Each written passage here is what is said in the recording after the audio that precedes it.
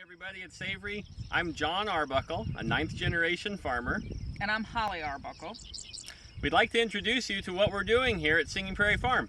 We focus on monogastrics, and what you can see is how pigs can graze no-till forages.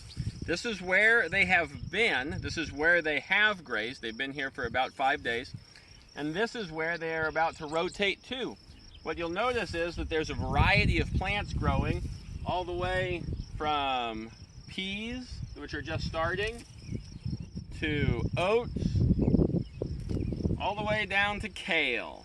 So these three things are providing them with a ton of nutrition that is coming from the land, and we no-till in. So here's a little bit about my background. I grew up in central Illinois, farming with my father and grandfather, and went on to get a degree in sustainable agriculture in Durango, Colorado. After that, I spent 6 springtimes working with the Department of Cultural Preservation for the White Mountain Apache tribe in Arizona. As our family's farmed for many generations, one of the things that I've noticed as I look historically at the ebb and flow of energy in the world, I've noticed that the conventional high input way of doing things doesn't really seem to have a future. So we've shifted our focus to restorative agriculture, and you'll see a little bit more of that as we give you a tour here. But that's our focus here, focusing on pigs.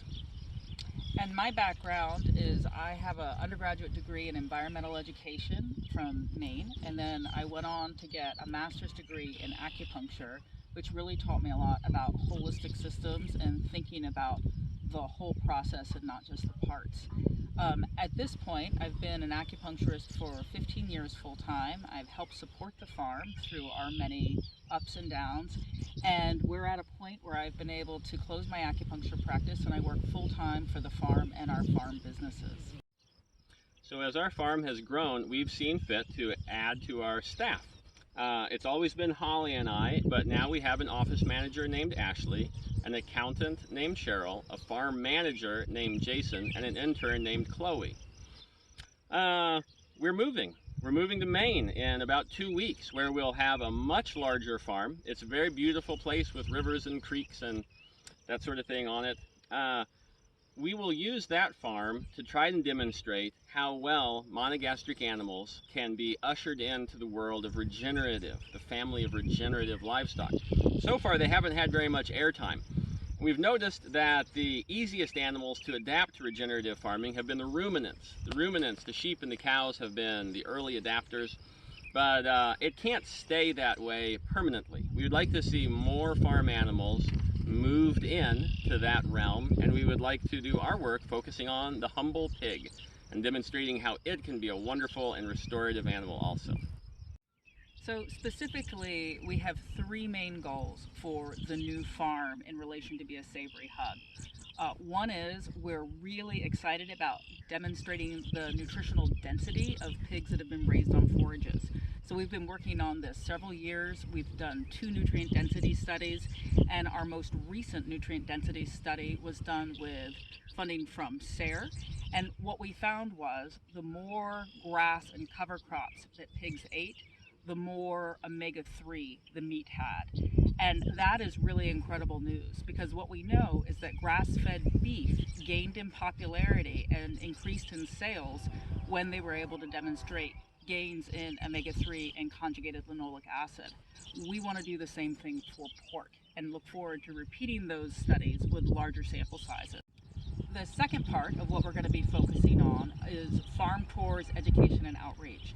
So I'm going to be heading up that part of the program, and one of the things that is really encouraging is that on our farm in Missouri, we've had at least 1,000 people over the last 8 years that we have been here.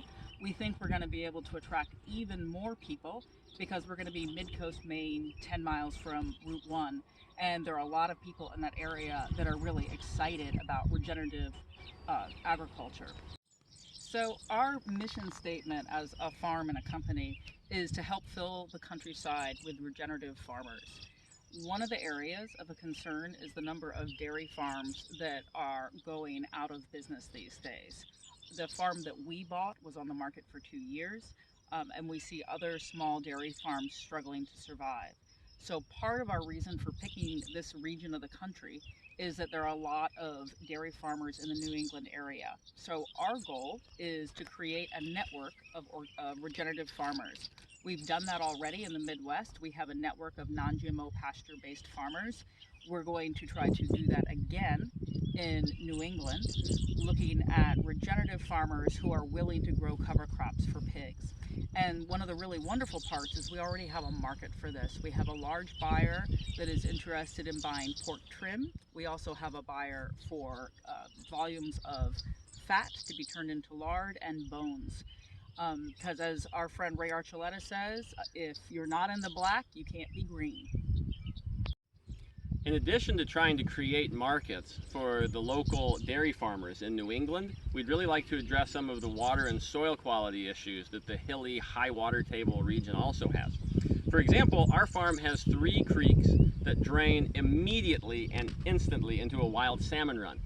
The farm, in its prior incarnation as a large conventional dairy, had a negative effect on the wild salmon run. By way of over-nutrification, runoff, erosion, creating a low dissolved oxygen content of that creek and making it basically bad for the salmon. We'd like to address that in our creek and all the other creeks where the dairy farmers live.